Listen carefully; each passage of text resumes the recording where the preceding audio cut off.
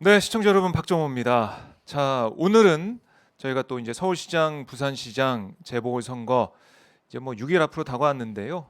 지금 현재 좀 상황이 어떤지, 바닥 민심이 어떤지 좀 알아보는 시간을 갖도록 하겠습니다. 자, 지금 제 옆에는 박영선 민주당 서울시장 후보 선대위에서 유세 본부장을 맡고 있는 김영호 의원님 나와 있습니다. 안녕하십니까, 의원님? 네, 오랜만입니다. 네, 오랜만에 뵙습니다. 네. 자, 어떤가요? 좀 많이 좋아졌죠? 저희 스튜디오가. 스튜디오가 저는 그 네. 오피스를 바꾼 줄 알았습니다. 네, 아주 깨끗하고요. 네. 네, 아주 방송하는 분위기 나는데요. 네, 네, 자주 오십시오. 네, 자주 불러주십시오. 주십시오. 네, 아니 뭐 김용호 TV도 요즘에 열심히 하신다는 얘기를 들었어요. 예, 저희가 뭐 구독자 수가 아직 1,000명밖에 안 돼서 아. 지금부터 이제 열심히 예. 뭐 국회 의정 활동도 좀 소개하고요. 또 여러 가지 정치적인 현안도 분석해서 네. 우리 국민들에게 보고하기 위해서 유튜브 채널을 좀 활성화시키려고 합니다. 많이 도와주십시오. 알겠습니다. 지금 이 방송도 네. 저희 그 김용호 TV로 송출된다고 그러는데요. 맞습니다. 김용호 TV가 동시 송출하고 있는데요. 네. 유튜브 검색하실 때 김용호 TV 하면 아마 김용호 의원의 유튜브 채널 나올 겁니다. 여러분들 구독, 좋아요 고맙습니다. 눌러주시고요. 감사합니다. 네. 앞으로 뭐 의정 활동이나 여러 가지 현안에 대한 목소리 저희가 뭐 김용호 의원한테 직접 또 들을 수도 있으니까요. 여러분들 많이 봐주시고요. 자, 뭐 이렇게 훈훈하게 좀 말씀은 시작했지만은 상황이 좀 녹록치가 않습니다. 선거가 얼마 남지 않았는데 지금까지 여론조사 추이 뭐 이제는 깜깜이 기간이라서 지금 조사하는 건 나오지 않겠지만 어쨌든 추이를 쭉 보면 오세훈 이 국민의힘 후보가 박영선 민주당 후보를 앞서가고 있다. 그 격차가 글쎄요 작진 않다라고 볼 수가 있는데요. 좀 이런 좀 분위기 여론조사 추이 좀 어떻게 보고 계십니까? 우선 박영선 장관이 중소벤처기업부 장관을 하다가 이제 서울시장 후보로 네. 이제 의지를 밝히고 처음으로 여론조사했을 때, 그때는 이제 야권이 단일 후보를 안 했을 때잖아요. 그때 그랬죠, 오세훈 처음에는. 안철수 있을 네. 때 그 박영선 후보가 출마 선언하자마자 바로 이제 1등으로 등극이 됐어요. 네. 그러니까 박영선 후보는 오세훈 안철수 후보를 다 이제 압도하는 것으로 여론조사 결과가 나왔었잖아요. 맞습니다. 예. 근데 그것을 분석한다면 박영선 후보에 대한 능력은 우리 국민들이 인정하고 있는 것이다. 서울 시민들이 뭐 여성 그 MBC 뉴스데스크 여성 앵커로서도 또 4선 국회의원으로 어떤 강한 인상도 네. 또 중소벤처기업부 장관으로서 정말 많은 역할을 해낸 것에 대해서는 서울 시민들이 인정하는 것 같아요. 그러다가 이제 고공행진을 하다가 네. 야권이 단일 후보를 선출하고 그 과정 속에서 이제 LH 사태가 터졌잖아요. 그리고 지지율이 갑자기 이제 급락하게 된 거죠. 그렇죠. 그러니까 저는 지금 상당히 어려운 선거인데 네. 확실히 그 부동산 문제와 LH 문제가 변수가 됐다. 그래서 지금 박영선 후보의 지지율이 네. 높게 안 나오고 있다. 뭐 이것에 대한 뭐 많은 분들의 의견에 대해서는 저도 특별한 의견은 없습니다. 네. 그러니까 이게 뭐 개인적인 능력이나 이런 걸 비교해 보면 박영선 후보에 대한 지지도가 높았는데 여러 가지 뭐 변수들이 네. 발생을 했고 특히 뭐 야권 보수 야권 단일화하면서 컨벤션 효과도 있었고 거기다가 그거는 생각보다 그렇게 크지는 않은 크진 것 같아요. 않았다? 네, 그렇게 크진 근데 않은데 결국 큰 거는 부동산 민심. 이 분노가 네. 이제 민주당을 향한 것이죠. 아하. 이 부동산 사실 이제 이 뭐 정말 그 우리 국민들에게 송구스러운 말씀이지만 뭐 예전 탓을 해서는 안 돼요. 모든 것은 이제 저희가 다 책임을 지고 집권 여당으로서 무한 책임을 갖고 있지만 네. 실제로 지난 정부에서 부동산 규제를 많이 완화를 많이 했거든요. 그 여파가 이제 이어졌던 거는 있는데 네. 근데 우리 정부에 들어서 여러 차례 부동산에 강력한 조치를 취했음에도 불구하고 부동산의 폭등을 못 막아낸 그 책임은 네. 우리가 갖고 있는 것이죠. 그리고 LH 사태도 제가 지역을 다니다 보면 많은 분들이 이게 LH 문제가 어제 오늘의 일은 아니다 이런 얘기 하시거든요. 하지만 저는 이제 제가 이제 유세 본부장으로서 유세를 네. 다닐 때 무슨 얘기를 하냐면 사실 우리 정부에서 발생했기 때문에 우리가 책임지는 것은 맞다. 특히 LH 문제에 국민들의 공분이 지금처럼 높은 이유는 네.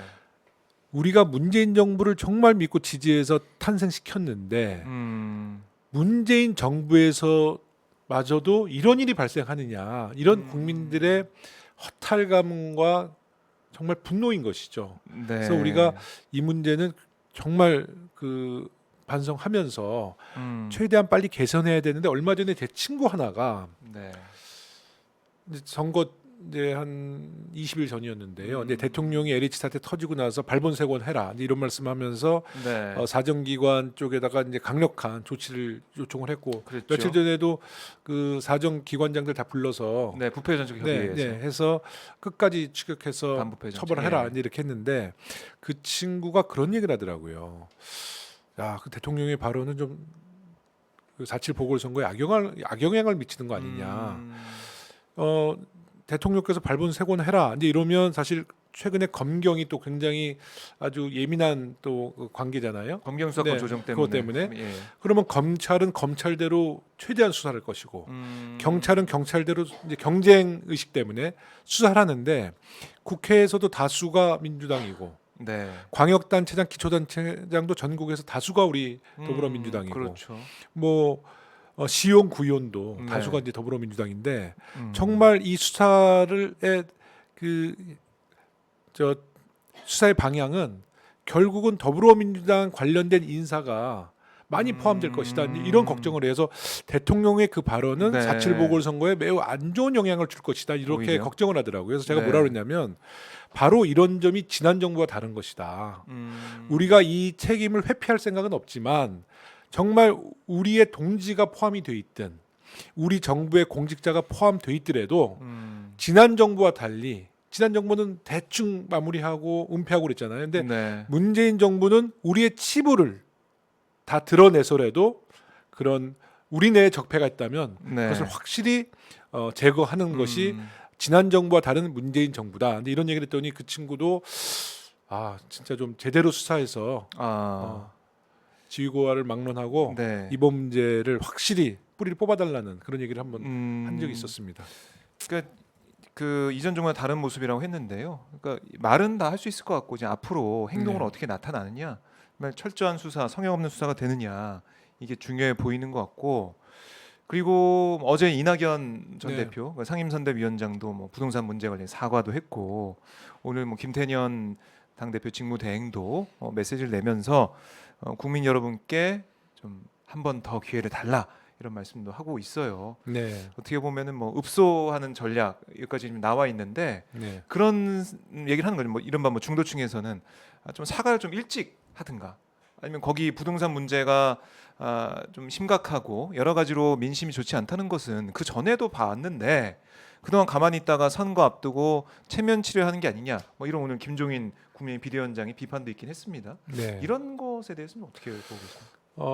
여러 차례 부동산 정책을 발표하고 또 그에 따른 풍선 효과라고 그래서 우리가 예상치 못했던 변수들이 계속 일어났기 네. 때문에 국민들이 생각하기에는 우리 더불어민주당 여당과 우리 정부의 부동산 정책의 이제 실패를 지적하는 것에 대해서는 저는 그것은 겸허히 수용해야 된다 봅니다. 네. 하지만 저희가 부동산 추진을 하는 일관적인 정책에는 다주택자에 대한 규제 강화, 네, 뭐 이런 또 서민 중심의 또 주거 정책을 네. 펼치긴 펼쳤어요.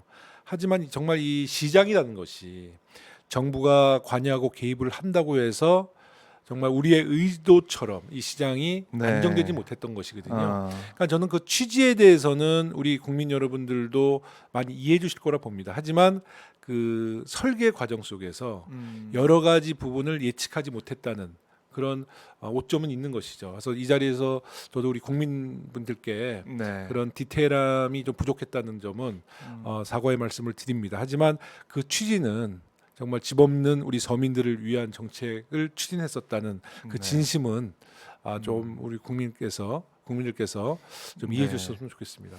잘하겠습니다. 네.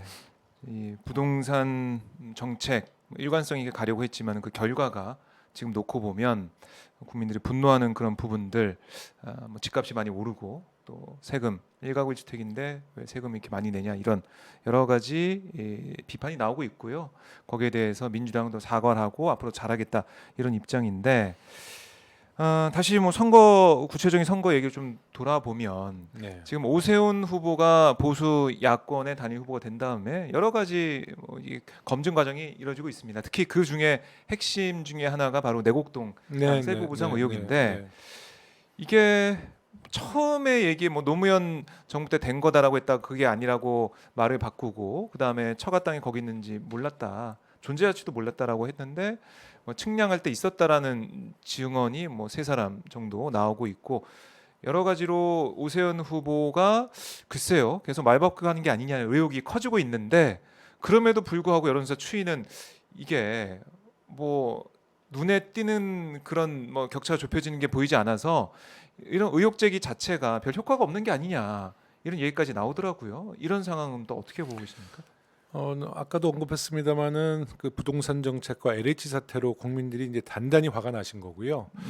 민주당에게 회초리를 들어야겠다 이제 이런 생각은 확고하신 것 같아요. 네. 제가 유세 때 우리 서울 시민들에게 말씀드렸지만 우리 정부가 부동산 정책과 그 LH 사태에 대한 책임을 인정하고 그 재발 방지를 위해서 최선의 노력을 지금 다하고 있고요. 우리 국회에서도 우리 전 국회의원들에 대한 전수조사를 권익위원회에 우리가 지금 맡기지 않았습니까? 네. 그러니까 그 내부에서는 당연히 문제 있는 국회의원이 있을 수 있습니다. 그래서 우리가 정말 뼈를 깎는 고통을 이제 네. 앞으로 감수하면서도 이 국민의 명령을 따를 생각인데요. 그러니까 이런 국민의 분노 때문에 지금 오세훈 후보에 대한 자질과 도덕성 문제에 대해서도 국민들도 굉장히 그 오세훈 후보에 대한 문제점이 많다는 걸 아세요. 아시는데 예, 예. 그래도 민주당에 대한 그 섭섭함과 아쉬움이 더 큰데요. 저는 이렇게 봅니다. 이 투표 행위에서 우리 정부에 대한 이제 그 뭐 실책이나 그런 잘못된 점은 당연히 회초리를 들어주셔야 된다고 봅니다. 하지만 지금 이번 보궐선거가 어찌 보면 부동산과의 전쟁을 치르는 선거잖아요. 오세훈 후보와 부산의 박형준 후보. 네. 이 두 분의 모든 부정과 비리의 의혹은 다 부동산에 관련된 겁니다. 그렇네요. 네. 어. 내곡동 예, 문제도 내곡동 문제는 사실 오세훈 후보가 이 거짓말을 계속 해가면서 문제가 커지는 거였거든요. 그랬죠. 자기 땅이 자기 처가 땅이 포함된 그린벨트 땅을 자기가 해지시켰다. 정말 미안하게 생각하고 차입금은 뭐 좋은 일에 쓰겠다라고 사과했으면 네. 사실 이런 분위기 속에서 국민들이 오세훈 후보에 대해서 아마 넓은 마음으로 이해해 주셨을 거예요. 근데 존재와 위치를 몰랐다로 네. 시작해서 뭐 기억 앞에서는 겸손해야 된다.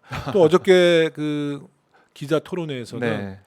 뭐 제가 기억력이란 게 그러지 않습니까? 뭐 왔다 갔다 하는 거 아닙니까? 뭐 이런 뉘앙스의 얘기를 하셨단 말이에요. 무슨 말 하는지 모르겠어요. 저도 모르겠어요. 그러니까 진실된 모습을 안 보이는 거거든요. 이럴 때 투표를 할 때 사실 정부에 대한 비판에 대해서는 뭐 몇 차례 얘기했지만 저희가 책임져야 될 부분이지만 네. 이 부동산에 대한 분노를 저는 왜 오세훈 후보와 박형준 후보에게는 같은 회초리를 안 때리려 하시는지. 네. 정말 우리 정부와 우리 더불어민주당은 이번 4.7 보궐선거에서 많은 반성도 있고 우리가 앞으로 더욱 강력한 개혁을 통해서 부동산 정책을 잘 펼칠 수 있다는 좋은 계기를 마련한 거거든요. 네.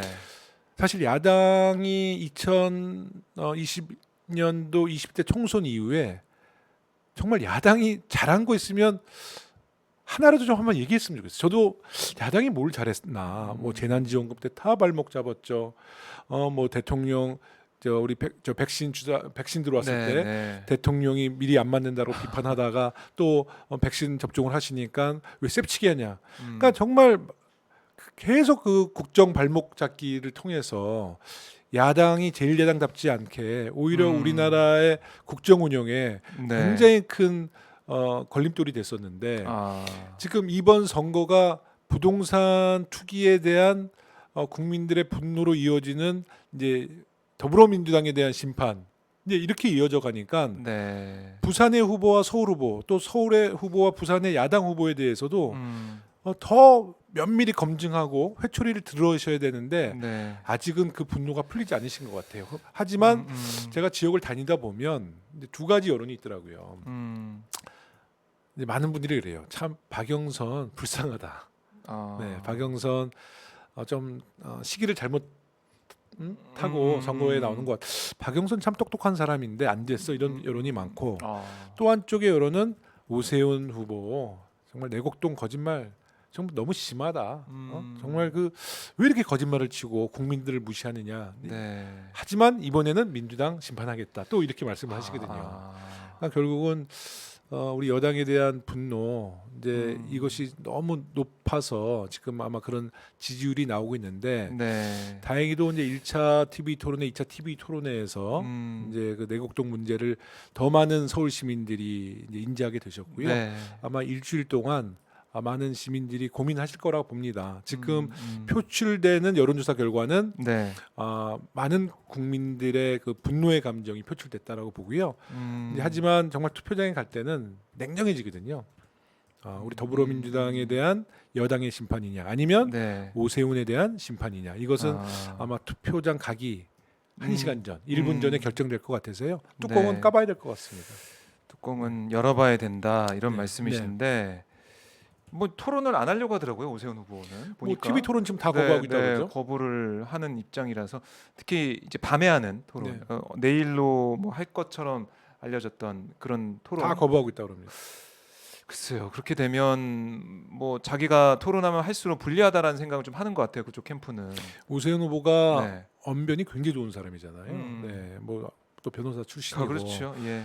근데 1차 TV 토론, 2차 TV 토론 보면 사실 그 눈빛은 아, 당당하지 못한 그런 눈빛이 역력하더라고요. 특히 1차 토론 보면서 정말 조금 매우 네, 당황했죠. 뭐 네. 못 보던 모습을 봐가지고 많은 분들이 좀 놀랐을 것 같아요. 그래도 양심은 있는 거죠. 그래도 양심은 있는 거예요. 예. 왜냐하면 많은 시청자들이 볼 때 오세훈 후보답지 않았다. 굉장히 당황스러워하고 뭐 5초, 6초 침묵이 흐르면서 그렇죠. 정말 뭐라고 해야 될지 모르는. 딱이 눈빛이 매우 좀 초점이 이렇게 왔다 갔다 하면서 네. 또 오세훈 후보답지 않은 음. 하루라도 빨리 내곡동 문제는 자백을 하셨으면 좋겠어요. 고백을 하셨으면 좋겠어요. 네. 고백을. 네, 네. 음. 그게 오세훈 후보에게도 왜냐면 오세훈 후보가 서울시장 이후에 더 큰 꿈이 있는 분인데 네. BBK라는 것이 사실 이명박 소유권에 대한 문제가 그렇게 공방이 됐지만 당시에 그 열린우리당 당시에 이명박 대통령 출마했을 때 그 확정적인 동영상이 공개됐는데도 맞아요. 예. MB는 새빨간 거짓말이라고 했다가 거의 음. 10년이 흐르고 나서 이제 사법 처리를 받은 거 아니에요. 심판받았죠. 근데 오세훈 후보가 이번에 당락을 떠나서 이 내곡동 문제는 네. 아마 정치하는 내내 계속 그 진실에 대한 추적은 이어질 것이고요. 결국은 진실이 밝혀질 텐데 저는 오세훈 후보가 이 의혹에 대해서는 확실히 진실을 고백하고 네. 사과할 일 있으면 사과하고 본인이 또 영향력을 했으면 사퇴한다는 얘기까지 했잖아요. 네. 그렇죠. 책임지는 자세를 보이는 것이 더 큰 오세훈의 꿈을 위해서는 바람직하다. 저는 이렇게 봅니다. 네. 자, 이 내곡동 문제 글쎄요. 저희 뭐 시청자분들도 아마 이 보실 거 그러니까 기억 앞에서 겸손해야 된다. 기억이 안 난다. 이런 부분은 제가 볼 때는 이게 법적인 나중에 그런 책임을 벗어나기 위해서 그런 고도의 전략을 구사하는 게 아닐까 생각도 들더라고요. 근데 서울 시민은 네. 이것에 대한 혼란보다는 오세훈 후보가 거짓말 치는 것은 저는 거의 다 알고 계시다고 봐요. 다 알고 계신데 아까 말씀드린 것처럼 네. 민주당의 분노가 그 이상으로 높다는 것이죠. 네. 그러니까 오세훈 후보의 거짓말은 아마 서울 시민뿐만 아니라 전 국민이 다 파악하셨을 거예요. 우리가 이제 느낌이란 게 있고 네. 또 계속 그 변명하는 공색한 변명 속에는 또 이어지는 거짓말을 우리는 확인할 수 있었잖아요. 네. 직접 그 워딩을 봐도. 아하. 그래서 오세훈 후보의 거짓말은 국민들이 예. 알고 있다. 하지만 아직까지는 민주당의 회초리를 들어야겠다라는 그 의지가 네. 더 강해 보이십니다. 네. 하지만 이번 선거는 민주당을 심판하는 선거가 아니라 서울시장을 뽑는 선거 아니겠어요? 서울시장이 다른 문제가 아닌 거짓말하는 서울시장을 뽑게 된다면 네. 그 피해는 우리가 직접 음. 받게 되는 거고 우리 자녀들이 음. 그런 공직사회에 정말 부도덕함을 보면서 네. 자라는데 교육에는 저는 좋은 도움이 안 된다고 보는 거죠. 네. 참 글쎄요. 이제 선거가 얼마 안 남고 여론조사 추이는 많이 뭐 뒤져 있는 박영선 후보 그런 상황이지만 진실 그리고 과연 어떤 서울시장의 미래의 그 서울을 이끌어가기에 적합할지 이런 것들은 국민들이 다 판단하고 계실 거다 이런 말씀이신데 뭐 이거 잠깐 여쭤볼게요. 이게 뭐 관련돼 있는 거기도 할 것 같은데 이해충돌방지법 네, 이게 3월에는 무산이 됐고 네. 4월에는 뭐 여야가 합의해서 통과를 시킬 거라고 하고 있는데 왜 이게 좀 늦춰지고 있는 겁니까? 당에서는 어떻게 파악하고 있어요? 뭐 당에도 다양한 목소리가 네. 있는데 우선은 저희는 이제 최대한 빨리 3월 국회에서 통과시킬 통과시키려고 생각이었죠. 했었는데 근데 이제 그 상임위원회는 상임위원장도 있지만 소위원장 법안 소위위원장이 네. 있는데 이제 법안 소위위원장이 야당 의원님이세요. 국민의힘 네. 성일종 아마 그럴 겁니다. 예, 예. 정무위니까. 네. 지금 야당에서 동의해주지 않고 있는 거거든요. 어저께 제가 트위터에도 글을 올렸는데 네.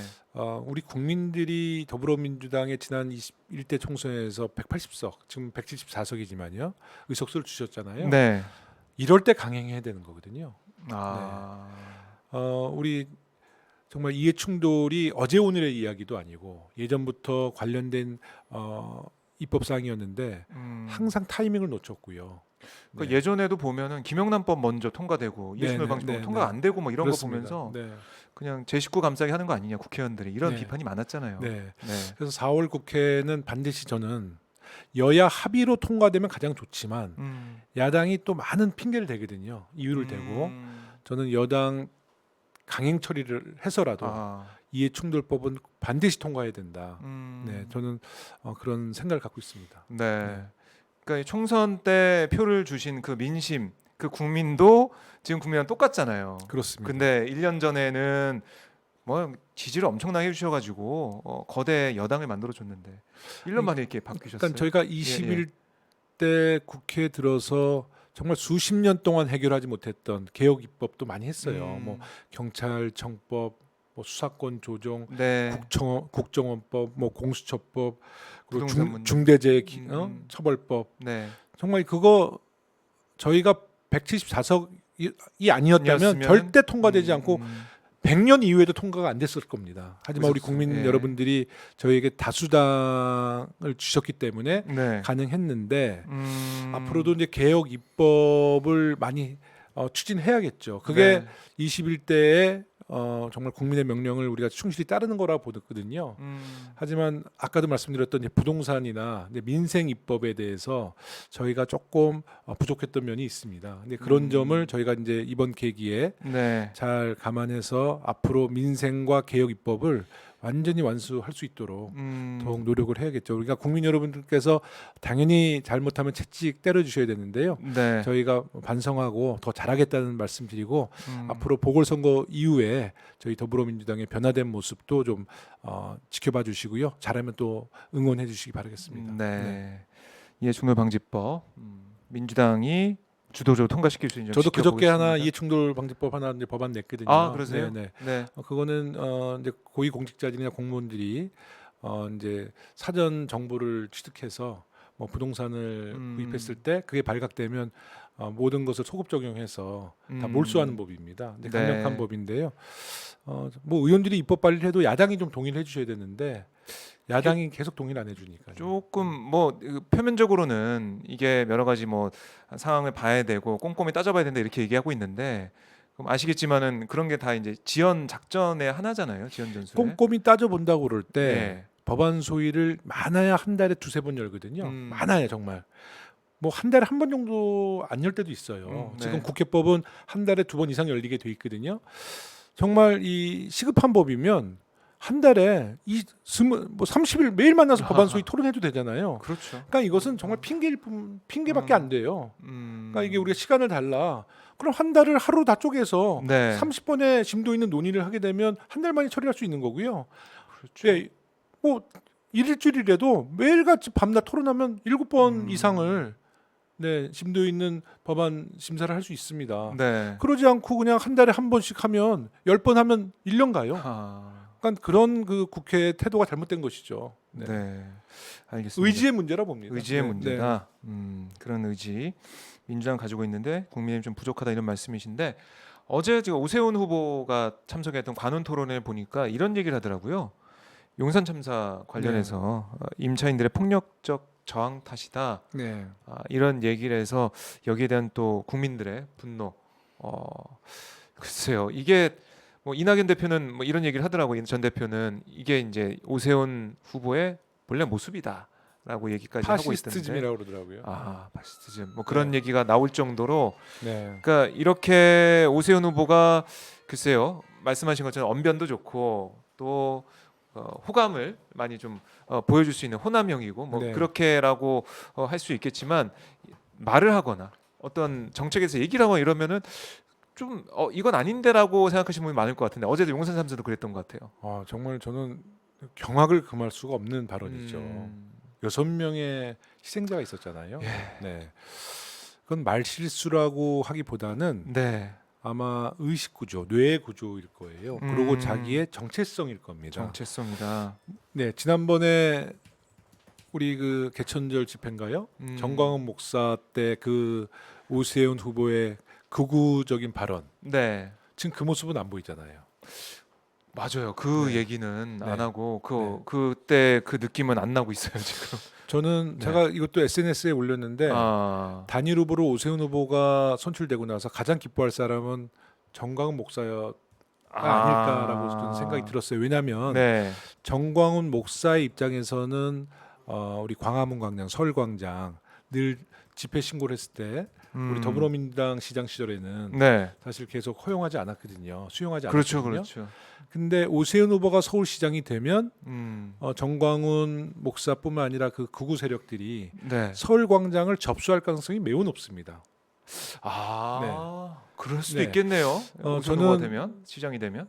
제가 이제 그 SNS에 글을 올리고 정광훈 목사가 굉장히 기뻐하셨을 것이다. 좋아요 많이 눌러주시면 정광훈 목사가 나오실 수도 있습니다. 이거는 뭐 사실 약간 제가 이제 비아냥거린 거죠. 죄송하지만 했는데 아마 기자들이 그 오세훈 후보 측에다가 직접 취재를 했나 봐요. 정광훈 목사가 지원 유세 나올 가능성이 있냐? 절대 없다. 그렇게 그쪽에서 반응을 했는데 저는 통화는 했을 거라고 봐요. 통화는 했을 거다. 일단 축하 전화하고 그랬을 가능성도 있죠. 이거는 그냥 예측이지만 예측으로 직접 나오지는 마시고 좀 뒤에서 조직적으로 좀 도와주십시오. 뭐 이런 말을 하지 않았을까? 도와달라 이렇게 할 수도 상상을 있죠. 하는데요. 오세훈 후보가 정광훈 목사와 당시에 광화문 집회 때 했던 발언을 보면 매우 극우적인 성향의 그 발언이었거든요. 그렇죠. 그러니까 이른바 태극기 부대와 함께하는 한 몸처럼 느껴지는 그런 발언을 했었죠. 거기서. 아마 그래서 혹시라도 또 정광훈 목사 뭐 광화문 집회 뭐 이런 뭐 허용할 거냐 이런 기자분들이 물어보면 이제 오세훈 후보는 그렇게 이야기하겠죠. 뭐 한다 난다가 아니라 서울광장은 서울 시민의 것입니다. 누구든지 신청하면 수용하겠습니다. 이런 답변을 할 거라고 저는 예상은 하는데 저는 매우 그 점도 우리 서울 시민들께서 좀 주목해야 될 부분이다. 우리 아이들과 시민의 광장인 서울광장을 과연 극우 세력들이 점령하게 만들 것이냐를 놓고 보면 오세훈 후보는 투표에서는 안 된다. 저는 이런 결론을 짓는 거죠. 그런 점도 있군요. 이 광장 거기 또 이제 태극기 부대가 점령을 해서 문재인 대통령을 향해 막말을 쏟아낼 가능성이 큰데 막말을 낸다는 이유보다는 그분들의 어떤 갖고 있는 성향과 논리가 사실 우리 시민들과 공감할 수 없는 내용이에요. 일단은 우리가 미국이 70년 된 동맹 국가로서 뭐 굉장히 가장 가까운 나라지만 극우 성향을 갖고 있는 분들은 일단은 반통일. 그리고 뭐 미국을 그냥 찬양하는 분들이거든요. 그러니까 미국이 뭐 방위비 뭐 30배 올려라. 그래서 우리 정부가 그것에 대해서 문제 제기를 하면 우리는 이제 반미주의자로 몰리고 아, 이게 굉장히 위험한 선동을 하시는 분들이다. 네. 나름대로의 애국심을 갖고 하신다고 하지만 그 성향은 일반 시민들과 공감할 수 없는 내용을 갖고 있다. 거기에 오세훈 후보도 한때 네. 뭐 지금도 뭐 함께 하는지 모르겠습니다만 우리가 확인할 수 있었던 거는 함께 했던 분이다. 어떤 이런 네. 말씀을 좀 드리고 싶어요. 뭐 영상도 다 있고 그 발언도 다 나오고 있기 때문에 그런 추론을 할 수 있는 상황이고요. 그러니까 오세훈 후보가 야권 단일 후보가 되면서 이런 부동산 민심, 특히 정권 심판론에 기대어서 높은 지지를 유지하고 있는데 이게 선거 끝까지 갈 거라고 보세요. 좀 어떻게 오세훈 후보요? 예측하십니까? 예, 이런 분위기. 뭐 내일부터 사전 투표가 시작되긴 분위기? 하지만, 네네. 그러니까 이런 여론조사 분위기가 선거 투표를 통해서 그대로 나타날 거라고 보세요? 아니면 좀 변화가 있을 거라고 지금 보십니까? 시간이 매우 부족하다는 것이 안타까운 음, 일인데요. 네. 제가 아까도 말씀드렸다시피 이번 선거가 부동산 선거라고 불리울 만큼 부동산에 대한 이슈가 너무나 지금 강력한데요. 아까 말씀드린 것처럼 LH 사태에 대한 분노, 네. 또 오세훈 후보도 내곡동 땅에 대한 국민의 공분 같이 있는 거고요. 또 한 가지 걱정되는 부분, 우리 유권자 여러분들이 정말 잘 판단해 되셔야 될 부분이 지금 우리 문재인 정부가 부동산 정책을 여러 번 발표해서 사실 큰 효과를 못 보이다가 마지막에 이사 정책 발표하고 나서 부동산이 매우 안정적으로 정말 네. 간만에 안정적으로 지금 안착이 좀 되고 있는 분위기였거든요.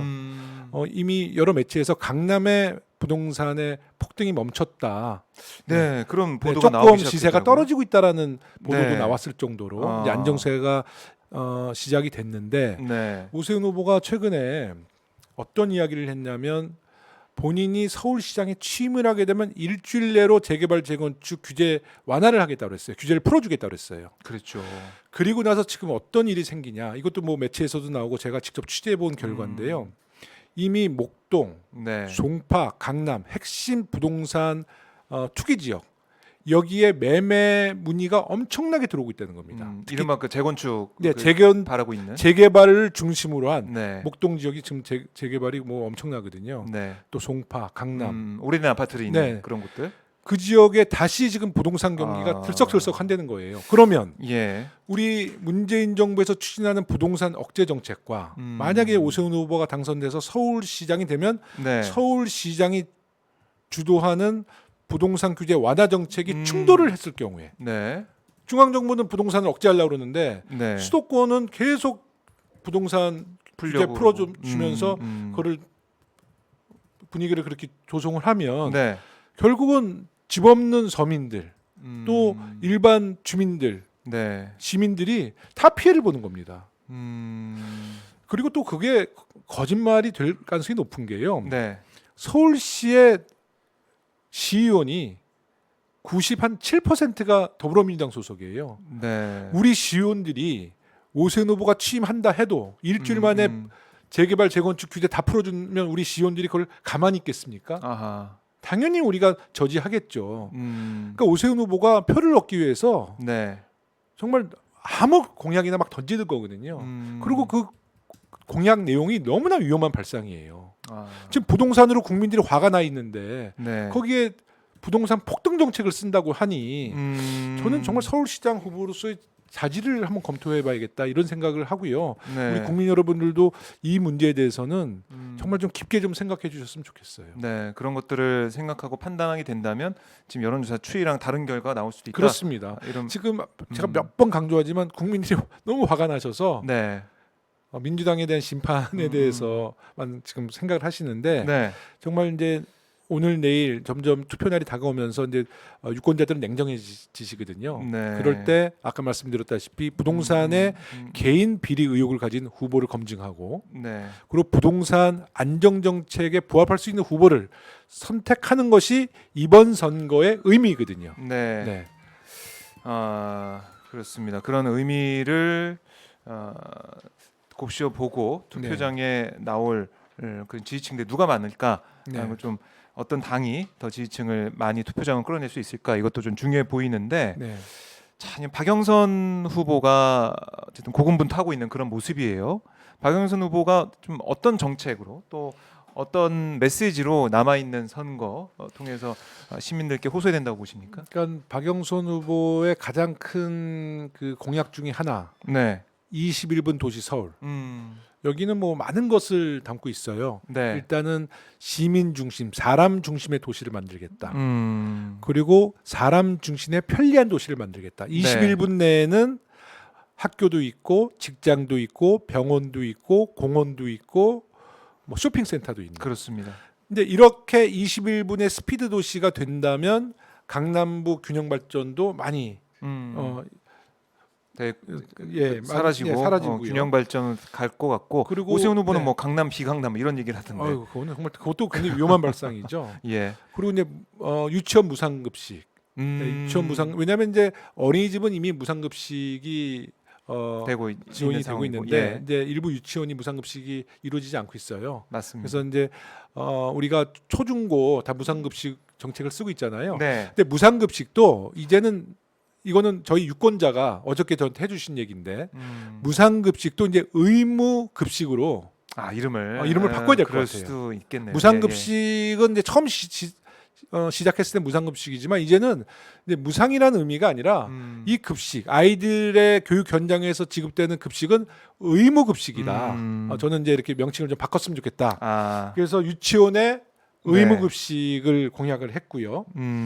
그리고 재난 위로금 10만 원씩 드리겠다는 말씀인데 이건 이제 야당에서 뭐 또 돈 선거 치른다 이렇게 얘기를 하는데요. 내 표현이다 이렇게 네, 얘기하고 근데 있죠. 박영선 후보가 중소벤처기업 장관이 되셔서 그 어떤 최첨단 시스템에 대한 관심이 많더라고요. 그러니까 이것은 첫째 우리 시장의 좀 경기를 활성화시키는 방안으로 이제 10만 원씩 지급을 하면 소비가 이루어질 거 아닙니까? 그럼 우리 자영업자들에게 큰 도움이 될 수 있다는 점. 또 한 가지는 이 현금 지급이 아니라 전자화폐로 지급해서 서울시의 모든 이제 그 현금 거래를 전자화폐 시스템으로 구축하겠다는 것을 한번 시도해 보겠다는 겁니다. 그리고 전자화폐 시스템을 갖추게 되면 그런 어떤 사각지대를 서울시에서 아주 면밀히 검토해서 우리가 볼 수 있다는 데이터를 거거든요. 통해서 볼 수 데이터를 있다? 통해서 볼 수 있어서 앞으로 이 10만 원 위로금으로 전자화폐 시스템을 구축하고 그 복지의 사각지대나 어떤 소비의 사각지대를 서울시에서 즉각 체크해서 바로 뭐 재정을 투입하는 이런 일석삼조 사조의 효과를 누릴 수 있다. 뭐 이렇게 보고 있습니다. 네. 사실 이게 정책 대결이 됐어야 되는데 이게 서울시장 선거가 이제 부동산에 대해서만 집중하게 되고 특히 부동산 의혹 후보에 대한 부동산 의혹들이 불거지다 보니까 여기에 우리가 좀 빠져드는 그런 상황인데요. 정책을 많이 좀 비교를 해봤으면 좋겠고요. 집에 보니까 다 가가호 다 왔어요. 선거 공보물이 왔기 때문에 그걸 통해서 잘 볼 수 있을 것 보셨어요? 같아요. 네, 잘 봤습니다. 아니 저는 오세훈 후보 공보물을 봤어요. 박영선 후보는 뭐 제가 잘 아는 후보니까 아마 제가 거기서 굉장히 좀 의문을 갖고 있는 거예요. 아직은 이 이야기가 뭐 TV 토론회나 한 번도 회자된 적은 없습니다. 제가 그냥 오늘 여기서 좀 우리 국민들께 말씀드리고 싶은 거는 오세훈 후보의 치적사항 중에서 오세훈 후보가 제일 잘했다고 하는 부분이 한강 르네상스. 그 TV 토론에서 얘기하더라고요. 한강 르네상스를 세빛 통해서. 둥둥섬. 네. 굉장히 자랑했잖아요. 네. 근데 그 공보물의 내용에는 자기가 제일 잘했던 치적을 올리는 그 코너가 있었거든요. 네. 한강 르네상스 세빛 둥둥섬 다 하나도 없어요. 그것은 다시 말해서 서울 시민에게 보여드리기 부끄러웠기 때문에 자기 공보물에도 뺐던 거 아닌가. 잘했으면은 자랑할 텐데. 오세훈 그러면 서울 시민이 10년 전 때 오세훈 그러면 가장 연상되는 게 세빛 둥둥섬, 한강 르네상스였잖아요. 그렇죠. 근데 이번에 그 공보물에는 그 내용을 싹 빼고 잘 모르는 내용을 넣었더라고요. 그래요? 굉장히 그 부분에 대해서는 그것도, 오세훈 후보도 굉장히 부끄럽게 생각하고. 근데 어떤 인터뷰에서는 다시 재추진하겠다는 그런 의사도 표현을 했다는 얘기 하더라고요. 그거 잘한 거다라고 얘기하면서 주장하고 있던데 서울 시민들이 어떻게 판단할지 봐야겠습니다. 10년 전에 서울 다시 뭐 그런 방향으로 간다는 거 아니겠습니까? 10년 전의 모습과 거기에 대해서 서울 시민들 유권자들이 투표장에 가서 결정을 하시겠죠. 네, 저희가 뭐 이렇게 말씀을 나누다 보니까 시간이 벌써 많이 흘러가지고 오늘 좀 마무리를 해야 될 것 같은데 내일부터 사전 선거 그렇습니다. 사전 투표가 진행이 돼요. 하고 싶으실 말씀이 있을 것 같습니다. 유권자분들께 그 말씀 듣고 저희가 오늘은 마무리해 보도록 네. 하겠습니다. 예. 저는 이번 선거의 구도는 10년 전에 서울시장에 실패한 모든 정책도 실패한 전직 시장을 뽑느냐, 음. 우리 문재인 정부에서 코로나19가 장기화되면서 그 어려운 상황 속에서도 그래도 성공했다는 평가를 받는 성공한 장관을 뽑느냐의 구도 속에서 치러지는 선거라고 저는 생각합니다. 우리 국민 여러분들께서 부동산 문제, 특히 LH 사태로 굉장히 공분을 많이 사고 계신데요. 투표만큼은 정말 냉정하게 해주셨으면 좋겠습니다. 우리 국민들이 들어주신 회초리 저희는 달게 받겠습니다. 하지만 서울시장은 또 국회의원과 다릅니다. 정말 그 큰 엄청난 그 서울시 예산을 투입해서 우리 서울 시민들의 민생을 챙겨야 되는 그런 후보를 뽑는 선거인데요. 오세훈 후보가 10년 전으로 돌아가서 정말 그 구태의연한 정책을 다시 펼친다고 생각하면 저는 자다가도 벌떡 일어납니다. 우리 서울 시민 여러분들께서 도덕성으로나 능력 면에서 검증받은 박영선 후보 꼭 선택해 주시기 바라겠습니다. 저희가 이번 선거를 계기로 반성하면서 더 좋은 정책, 더 좋은 개혁 입법 추진해 나가도록 하겠습니다. 감사합니다. 내일 모레 사전투표 박영선 후보 꼭 지지해 주시기 바라겠습니다. 네, 의원님 오늘 말씀 잘 들었습니다. 네, 다음에 또 뵙도록 하겠습니다. 감사합니다. 네, 불러주셔서 고맙습니다. 감사합니다. 네.